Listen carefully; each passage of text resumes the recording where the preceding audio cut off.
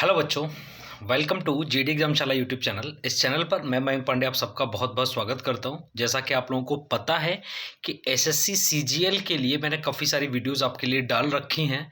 SSC CGL prelims की cut off का मैंने वीडियो एक डाल रखा है। एसएससी सीजीएल का मेंस एग्जाम कब हो सकता है, एसएससी सीजीएल 2023 का प्रीलिम्स एग्जाम एक्सपेक्टेड क्या है, ये सारी वीडियोज़ मैं आपके लिए अपलोड कर चुका हूँ ऑलरेडी।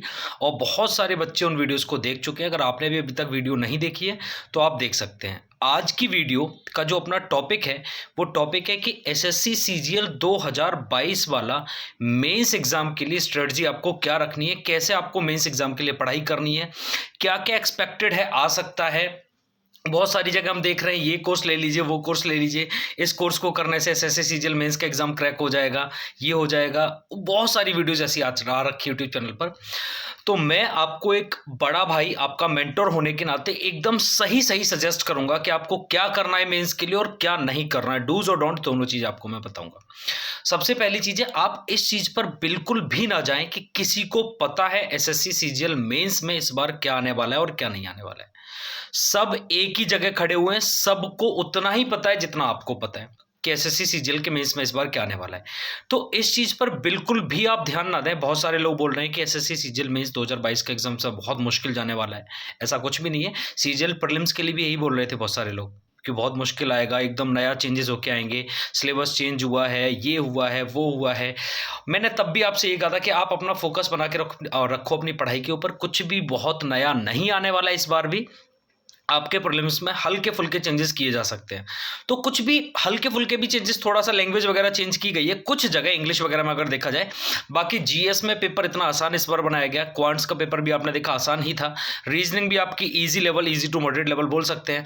तो इस बार पेपर को एज इट इज पेपर बनाया गया जो अब तक 2021 तक सीजीएल प्रीलिम्स पूछ रहा था, वैसा ही पेपर आसान भी था। इनफैक्ट काफी शिफ्ट तो बहुत आसान भी थी। बहुत आसान मतलब एसएससी सीजीएल का पेपर ऐसा ही आता रहा है हमेशा से। आप इस बार ऐसे मत बोलो कि बहुत आसान पेपर आ गया। कुछ क्वेश्चंस आसान थे, कुछ क्वेश्चंस ठीक ठाक डाले। हमेशा से पेपर ऐसे ही आता है, हमेशा से पेपर ऐसे डिजाइन किया गया है। हाँ, कुछ शिफ्ट होते थे जिन्हें थोड़ा मुश्किल बनाया जाता था। इस बार किसी शिफ्ट को मुश्किल ज्यादा बनाया नहीं गया है, एकदम इक्वल लेवल का रखा गया है। थोड़े बहुत शिफ्ट के चेंजेस किए गए। तो मैं एसएससी सीजीएल मेंस 2022 में भी मेरे भाई कुछ भी चेंजेस नहीं होने वाले। आप मेरी बात मान के चलो, पेपर आपका वैसा ही आएगा जो अब तक प्रीवियस ईयर में आता रहा है। दूसरी बात कि एसएससी सीजीएल में थोड़े से कुछ चेंजेस हुए तो हैं सर, हाँ हुए हैं। कुछ टॉपिक्स ऐड किए गए हैं क्वांट्स में, उन टॉपिक्स को आप कर लो। कहीं से भी यूट्यूब से उठाओ या कहीं भी आप पेड वगैरह आपने ले रखा है तो उन टीचर्स ने आपको करा रखा होगा। वो कंप्लीट 2 टॉपिक्स आपके जो ऐड किए गए हैं उन्हें आप कंप्लीट कर लीजिए। ठीक है, पहली बात ये रही।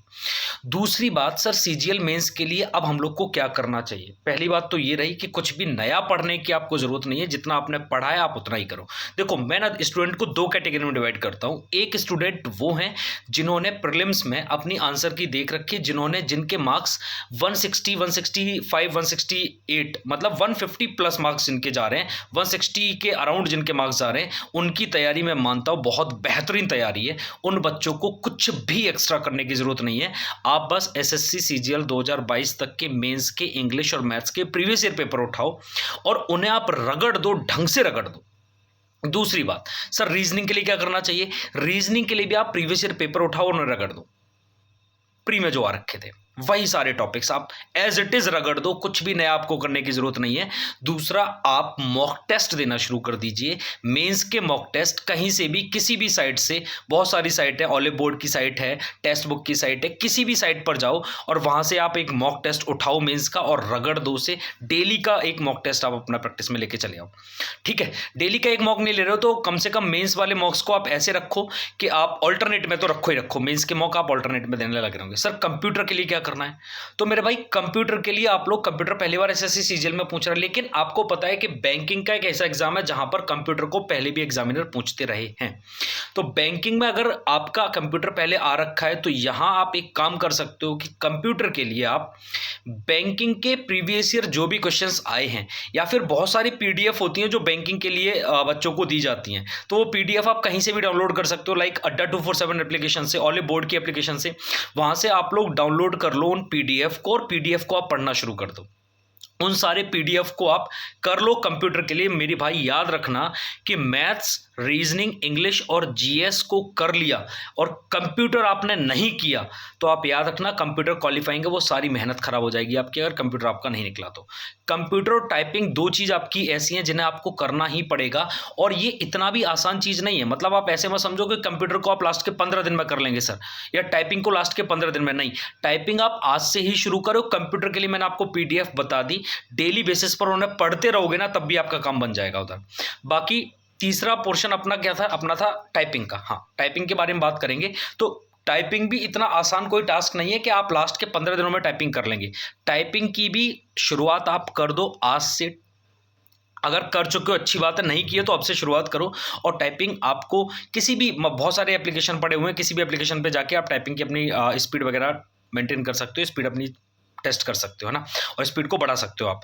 बाकी टाइपिंग को लैपटॉप वगैरह पे मत करना, टाइपिंग के लिए कीबोर्ड ले लो और कीबोर्ड पे ढंग से आप प्रैक्टिस करना शुरू कर दो। डेली का आधा घंटा टाइपिंग पे आपने बिताना है और डेली का आधा घंटा आपको कंप्यूटर पे, 1 घंटा आपको कंप्यूटर सेक्शन पे, 1 घंटा आपको इन दोनों क्वालिफाइंग नेचर जो भी दो आपके टॉपिक है इन दोनों के ऊपर आपको देना ही देना है, डेली का 1 घंटा। इस बात को आप मान के ही चलो। इसके अलावा आपका जो सेक्शन वाइज था उनमें आपका एक जीएस का सेक्शन बचा हुआ है, तो जीएस के लिए भी आपको कुछ नहीं करना, प्रीवियस ईयर क्वेश्चंस आप करते रहो, वन लाइनर वगैरह, करंट अफेयर्स आप देखते रहो, मैक्सिमम चीज़ें वहीं से आपको मिलेंगी। और दूसरी बात यह है कि जीएस में अगर कुछ भी नया पूछा गया, कुछ भी मुश्किल पूछा गया तो सारे बच्चों के लिए नया होने वाला है। बहुत मुश्किल अगर पूछ लिया तो सारे बच्चों के लिए मुश्किल होने वाला है। जीएस का पोर्शन एक ऐसा है जितना आप करते हो उतना ही अदर बच्चे करते हैं। तो जीएस के पोर्शन के लिए मैं नहीं बोलूंगा कि बहुत मेहनत करने की जरूरत है। जीएस के पोर्शन को आप पढ़ना शुरू कर दो डेली बेसिस पर, और करंट अफेयर्स वगैरह पे ज़्यादा फोकस करना। बाकी हिस्ट्री पॉलिटी को ये आपने करने ही करने होते हैं। तो वन लाइनर के लिए कोई भी बुक आप मार्केट से उठा लो, बहुत सारी बुक्स है आपके मार्केट में, तो आप कोई भी बुक उठाओ और वन लाइनर को पढ़ लो, है ना। बाकी दूसरा मैं उन बच्चों के लिए बात जरूर करूंगा जिनके मार्क्स 150 से कम, मतलब 150 से कम, मतलब मैं ये बोल के चलूंगा कि उन्होंने अपना क्वालिफाई ही, उन्हें ऐसे लग रहा है कि सर हम लोग बस इस एग्जाम को क्वालिफाई ही कर पा रहे हैं, हम बस मेंस में ही कैसे भी कैसे पहुंच रहे हैं। उन बच्चों के लिए मैं ये बोलना चाहूंगा कि आप लोग को करना क्या है, आप लोग सबसे पहले तो एक सिस्टमैटिक वे में, क्योंकि आपके अगर मार्क्स कम है इसका मतलब आपने सिलेबस को कंप्लीट किया नहीं होगा, आपके सिलेबस कंप्लीट नहीं हुआ है, इस वजह से आपने वहां पे परफॉर्म कम कर पाया, मार्क्स आपके इस वजह से कम है। या फिर अगर आपका सिलेबस कंप्लीट हो चुका है तो आपकी साइड से प्रैक्टिस नहीं हो पाई, आपके टीचर्स ने सिलेबस कंप्लीट करा दिया। तो मेरे भाई एक काम करो, पहले तो अपने सिलेबस को कंप्लीट करो। मैं नहीं बोला कि प्री लेवल का कंप्लीट करो, एक काम करो, आप कहीं से भी एक पेड बैच ले लो मेंस के लिए, कहीं से भी एक, जैसे जीडी एग्जामशाला पर ऑफलाइन बैच शुरू हो रहा है तो वो आप वो वाला मेंस का बैच ले सकते हो, या फिर ऑनलाइन में अगर आप जाना चाहते हो तो ऑनलाइन में भी कोई मेंस का बैच, लेकिन कोशिश करना कि ऑफलाइन आपके नियरेस्ट जो भी सेंटर हो ना वहीं जाकर करना। उसकी वजह एक बहुत खास ये रहती है कि मेंस के लिए हमें चाहिए होता है सबसे ज़्यादा डाउट क्लियरिंग सेशन, क्योंकि आपके वहाँ पर डाउट्स बहुत सारे आ रहे होते हैं। तो वो डाउट क्लियर करने के लिए सबसे बेस्ट वे होता है कि आप ऑफलाइन सेंटर पर जाकर आप मेंस का बैच लें, जिससे कि आपको टीचर वहाँ गाइड तो करते ही करते रहेंगे, साथ के साथ आपके डाउट्स भी क्लियर होते रहेंगे। तो मेंस के लिए सबसे ज़्यादा मैं आपको स्ट्रेटजी वही बता रहा हूं जो एकदम से परफेक्ट स्ट्रेटजी है। तो मैं आपको पता है कि मैं ऑनलाइन ऑफलाइन, मतलब ऑनलाइन में कुछ ऐसे बहुत सारा मेरे पेड कोर्सेज वगैरह होते भी नहीं है, ऑनलाइन में जो भी मेरा फ्री स्टडी मटेरियल रहता है। बाकी ऑफलाइन में क्लासेस लेता रहता हूँ, दिल्ली में भी लेता हूं और अपने जीडी एग्जामशाला ऑफलाइन सेंटर पे भी लेता हूं। तो ऑफलाइन के बैचेस लेने का सबसे ज़्यादा फायदा यही रहता है कि आपको वहां पर आपके डाउट्स क्लियर करने का मौका मिलता है, ठीक है। और मेंस के लिए सबसे ज़्यादा ज़रूरी यही है कि आपके डाउट्स क्लियर हों। तो सबसे पहले तो आप कोई भी एक पेड बैच ले लीजिए ऑफलाइन में, ज़्यादा बढ़िया रहेगा। दूसरी बात, या फिर आपने जहाँ से प्री की तैयारी की है ना, जिस भी प्लेटफॉर्म से ऑफलाइन में प्री की, वहीं पे आप मेंस का बैच ले लीजिए और वहाँ पर आप मेंस की परफेक्ट ढंग से तैयारी करना शुरू करो। टॉपिक वाइज पढ़ना है, लेवल वाइज पढ़ना है, लेवल में भी मॉडरेट टू हाई लेवल आप कर लो कंप्लीट। ईजी लेवल आप कर चुके हैं ये मैं मान के चलता हूँ, तो मॉडरेट टू हाई लेवल जहाँ से भी आपको मेंस की पीडीएफ वगैरह मिले आप वो पीडीएफ कंप्लीट करो। इन शॉर्ट मैं यही बोलना चाह रहा हूँ आपको कि आप पहले अपने सिलेबस को कंप्लीट कर लो मेंस में, वरना बहुत दिक्कत आपको हो जानी है। तो मेंस के लिए आप अपना कंप्लीट सिलेबस कर लेंगे, मैं ये मान के चलता हूं, कहीं से भी एक पेड बैच लेकर आप उसे कंप्लीट करेंगे, आपके सारे डाउट्स को क्लियर करेंगे। और आप लोग वीक में, अभी शुरुआत में वीक में सिर्फ 2 मॉक देते रहिए, टाइम ज़्यादा वेस्ट नहीं आपको करना है, 2 या 3 मैक्सिमम मॉक टेस्ट आप देते रहिए किसी भी ऑनलाइन का लेकर। और मॉक टेस्ट के थ्रू आप ये जानने की कोशिश करिए कि आपका वीक एरिया कौन सा है, उस एरिया पे आप काम ज़्यादा करो, उस पोर्शन पे आप ज़्यादा काम करो, और जो आपका स्ट्रॉन्ग पिलर है उस पे भी लगातार काम करते रहना है, थोड़ा टाइम उस पे कम देना है। जो वीक एरिया है वहाँ पे आपको काम ज़्यादा करना है। जैसे कुछ बच्चे इनका एडवांस मैथ्स बहुत अच्छा नहीं है, तो मेरे भाई एडवांस मैथ्स पूछेगा ही पूछेगा, अच्छे ढंग से पूछेगा, तो आप एडवांस मैथ्स पे काम करना ज़्यादा शुरू करो, और अरिथमेटिक जो आपका मैथ्स है उस पर थोड़ा सा कम काम कर रहे हो, लेकिन काम तो उस पर भी करना पड़ेगा। कैलकुलेशन आप अपनी स्ट्रॉन्ग ज़रूर करें। हर एक टाइप के बच्चे को मैं ये बोलूँगा कि आप इस बार जब एग्जाम में बैठेंगे तो कैलकुलेशन काफ़ी अच्छी खासी जानी है। तो यही सारी चीज़ें आपकी मेंस के लिए रहने वाली हैं। आप लोग अपने मॉक टेस्ट पर ध्यान दें, आप अपना जिन बच्चों का मार्क्स थोड़े से कम है वो अपना सिलेबस पर ध्यान दें, एक कोई भी पेड कोर्स ले लें, ऑफलाइन में कोशिश करें कि ऑफलाइन ले पाएं। अगर आपके नियरेस्ट कोई ऑफलाइन नहीं है तो फिर आप ऑनलाइन के साथ जा सकते हैं, लेकिन बहुत ज़्यादा ठीक है, वहाँ से भी काफ़ी चीज़ें आपको सीखने मिलेंगी।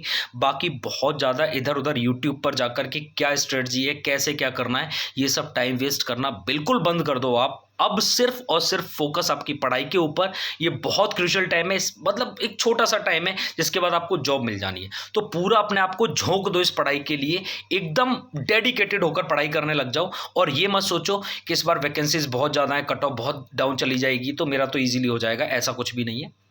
एक बात आप याद रखना कि सीरियस बच्चे भी काफ़ी सारे हैं इस रेस में जो लगे हुए हैं। दूसरी बात ये भी मत सोचना कि मतलब बहुत सारे बच्चों ने इस बार फॉर्म भरा है तो पता नहीं मेरा प्री क्लियर हो भी रहा है या नहीं इतने कम मार्क्स पे। तो एक और बात मैं आपको क्लियर कर दूं, बहुत ज़्यादा क्लियर, कि इस बार प्रीलिम्स की कट ऑफ कम रहनी है, नंबर ऑफ वैकेंसी ज़्यादा है। एप्लीकेशन फॉर्म ज़्यादा पड़ने से बहुत फर्क नहीं पड़ता, क्योंकि यहाँ पे बहुत सारे बच्चे तो ऐसे भी आ गए ना इस बार कि चलो नंबर ऑफ वैकेंसीज बहुत ज़्यादा एसएससी में देखने, चलो फॉर्म भर देते हैं।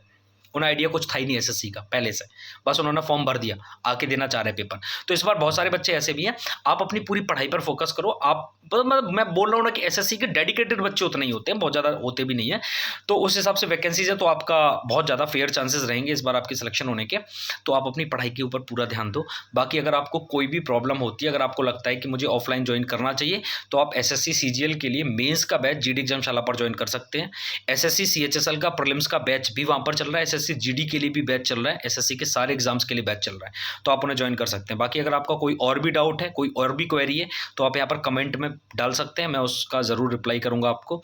बाकी आगे मैं एसएससी सीजीएल 2023 का एग्ज़ाम पैटर्न क्या क्या कैसे कैसे रहेगा, क्या रहेगा, कब तक हो सकता है, वो सारी चीज़ें मैं आपको डाल चुका हूँ और भी वीडियोस बना दूंगा। 23 वाले बच्चे जिन बच्चों का पेपर इस बार नहीं क्लियर हो पा रहा है, जिन्हें लग रहा है कि सर नहीं, तो 23 के लिए उन्हें स्ट्रेटजी प्रीलिम्स के लिए क्या रखनी चाहिए, उसकी वीडियो मैं जल्दी ही लेकर आपके साथ आता हूँ।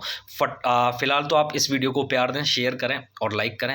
एग्जामशाला जीडी एग्जामशाला यूट्यूब चैनल को सब्सक्राइब करें। हमारे सब्सक्राइबर काफ़ी तेज़ी से बढ़ रहे हैं, आप भी उस मुहिम में शामिल हो जाएँ और मैं ऐसी वीडियोज़ आपके साथ लाता रहूँगा। बाकी आपको कोई भी डाउट है तो आप ज़रूर मुझसे पूछ सकते हैं। Thank you so much, bye bye, take care.